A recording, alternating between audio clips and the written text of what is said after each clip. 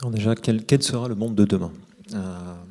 Et ça, je suis bien incapable de le dire. On peut faire Collège de France aussi, si vous voulez. Mais... Ce que je peux savoir, par contre, c'est que si je fais une analogie avec le monde maritime, on en a beaucoup parlé, mais ça me va bien en tant qu'officier de marine, c'est très bien.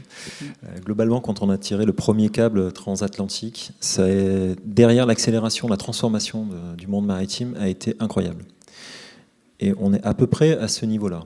Donc effectivement, demain, avec l'accélération de la transformation numérique, la 5G, les nouveaux usages, on va avoir encore une société numérique qui aura très nettement évolué par rapport à aujourd'hui, avec des nouveaux risques et des nouveaux enjeux.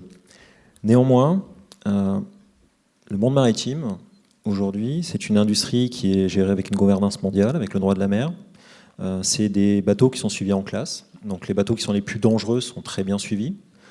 C'est des assurances qui ont évolué, avec de la mutualisation, l'invention des P&L Club et ce genre de choses.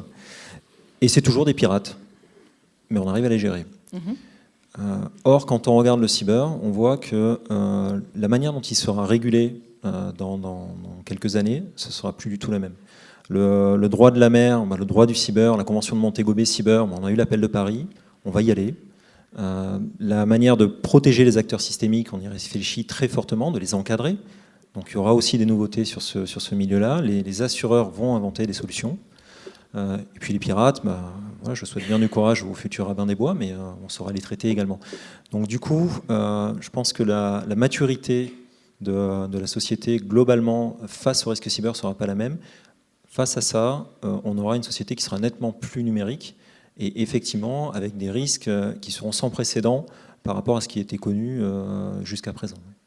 Ali Chérif, par rapport à la démultiplication de tous ces objets connectés, de toutes ces Google Watch, de ces Alexia, de ces voitures autonomes, est-ce que vous allez avoir pas mal de travail, je pense, dans les années à venir sur le sujet? Oui, je pense également. Après, sur la question de la cyberassurance, la question qui était posée, moi, je ne peux pas vous répondre non, parce que, voilà, il faut se mettre du côté de la victime, bien sûr, de l'atteinte causée, du préjudice également. Mais moi, j'aurais tendance à me mettre plutôt du côté de la loi et de dire que la cyberassurance, c'est une chose, notamment pour la victime, mais que ça ne doit pas éviter de déposer plainte. Parce qu'il faut se mettre du côté de la loi, il y a quand même quelqu'un qui se sert de toutes les solutions d'anonymisation. Et moi, je ne veux pas que l'impunité soit entretenue. Voilà, donc la justice s'est mise en ordre de marche au travers de notre section, de notre compétence nationale, c'est pas pour rien.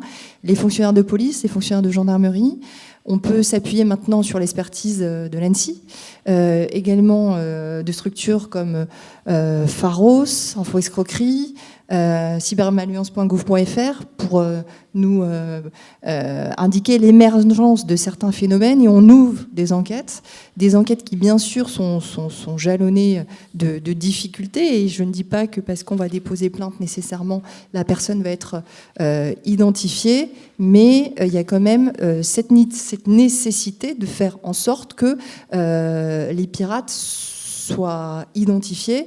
Voilà, donc tout à l'heure, c'était très intéressant d'entendre Rabin des Bois, mais nous avons réussi à l'identifier. Donc la cyberassurance, c'est une chose, mais voilà, il y a la loi et la nécessité de sanctionner, parce que la répression fait également partie d'un des piliers, même si c'est le dernier, de la cybersécurité. Donc le cybercrime ne paye pas toujours?